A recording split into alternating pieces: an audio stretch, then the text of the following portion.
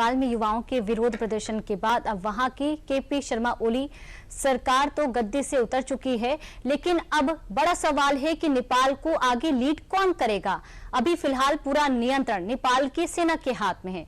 कल से कई नाम आगे भी चल रहे हैं, जिसमें सुशीला कार्की का नाम अंतरिम पीएम के लिए सबसे आगे है। लेकिन बड़ा सवाल यह है कि नेपाल के लिए आगे की राह क्या है। पूरी खबर इस रिपोर्ट में देख लेते हैं। आगजनी का ये सिलसिला तो नेपाल में थम चुका है, पर इस आगजनी ने बर्बादी की जो स्याह छोड़ी है वो नेपाल के भविष्य पर काले बादलों की परत भी छोड़ गई है।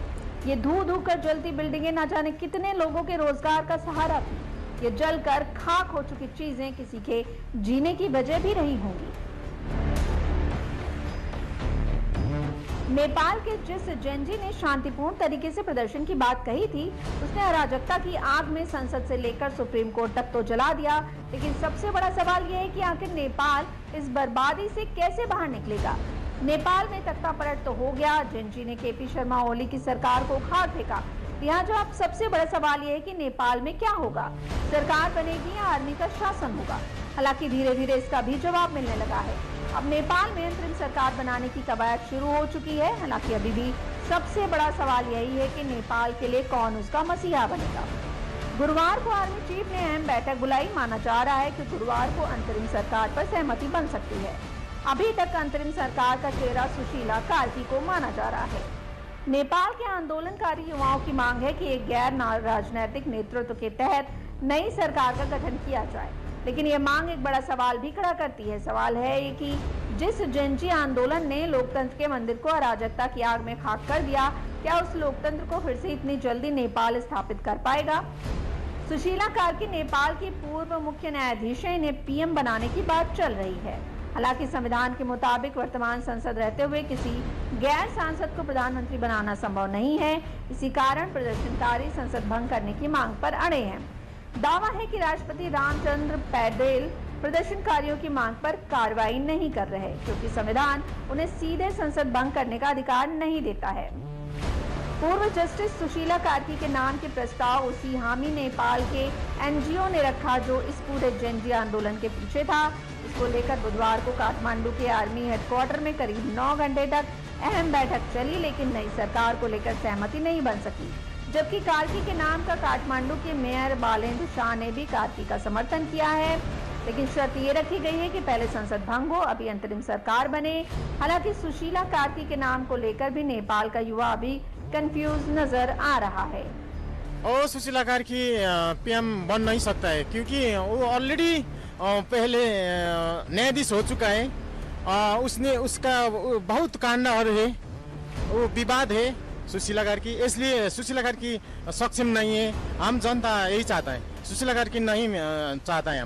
हम नया व्यक्ति, नया जेनरेशन का नया व्यक्ति पीएम देखना चाहता है। हम नया पीएम हर्क साम्पाङ है, बालेन शाह है, महावीर पुन है, कुलमान घिसिङ है और दूसरा संदुक रुइत है। For the right now, we have only one good option, that is Sushila Karki, because she at least know how to run a country to manage everything until the next election happen.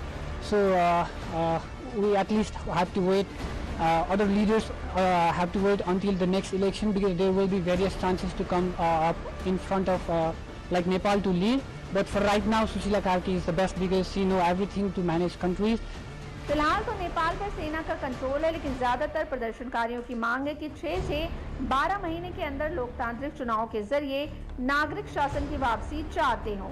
नीति निर्माण और नागरिक शासन पर सेना का स्थायी नियंत्रण हो। भ्रष्टाचार, हिंसा और सत्ता के दुरुपयोग के लिए जिम्मेदार लोगों को जवाबदेह ठहराया जाएगा। लिहाजा ऐसी स्थिति में नेपाल के लिए कौन से ऑप्शन खुले हैं वो भी समझ लेते हैं।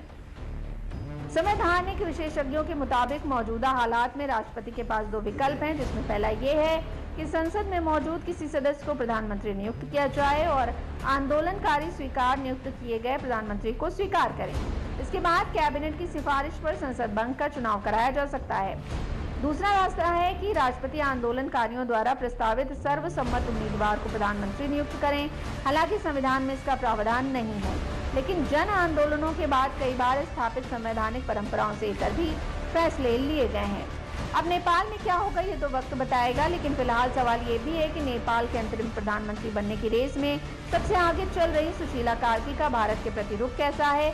हालांकि सुशीला कार्की की पढ़ाई भारत से हुई है और नेपाल की अंतरिम सरकार की कमान संभालने से पहले कार्की ने पीएम मोदी की तारीफ की है। सुशीला कार्की ने एक कार्यक्रम में कहा कि पीएम मोदी के लिए मन में काफी सम्मान है, पीएम मोदी की कार्यशैली से प्रभावित हैं। भारत नेपाल के लोगों के बीच बहुत अच्छे रिश्ते हैं, भारत ने हमेशा नेपाल की मदद की है, हम बेहद करीब हैं। सुशीला कार्की किसान परिवार में जन्मी है और 7 भाई बहनों में सबसे बड़ी हैं। नेपाल की अंतरिम पीएम बनने जा रही सुशीला कार्की का भारत से रिश्ता बेहद पुराना है। सुशीला कार्की कौन है ये भी जान लीजिए। नेपाल की नई अंतरिम पीएम बनने वाली हैं। साल 1973-74 में बीएचयू से पॉलिटिकल साइंस में मास्टर्स किया। साल 1979 में वकालत की शुरुआत की। 2016 में नेपाल की पहली महिला मुख्य न्यायाधीश बनी। भ्रष्टाचार विरोधी चेहरा जेन जी की पसंद है। वहीं दूसरी तरफ नेपाल की स्थिति को लेकर जेन जी की जो बैठकें हो रही हैं उसमें नेपाल को हिंदू राष्ट्र बनाने का भी प्रस्ताव रखा जा रहा है। दावों के अनुसार ऑनलाइन हो रही बैठकों में 92% सदस्यों ने नए प्रधानमंत्री बनाने का प्रस्ताव पास करने के साथ नए संविधान के गठन का प्रस्ताव पास किया है। नए संविधान में नेपाल को हिंदू राष्ट्र बनाए जाने का प्रस्ताव प्रमुख रहा। दावों के मुताबिक इस बैठक में शामिल सदस्यों ने कहा कि नेपाल की सांस्कृतिक विरासत हिंदू राष्ट्र से है, इसलिए जरूर होना चाहिए।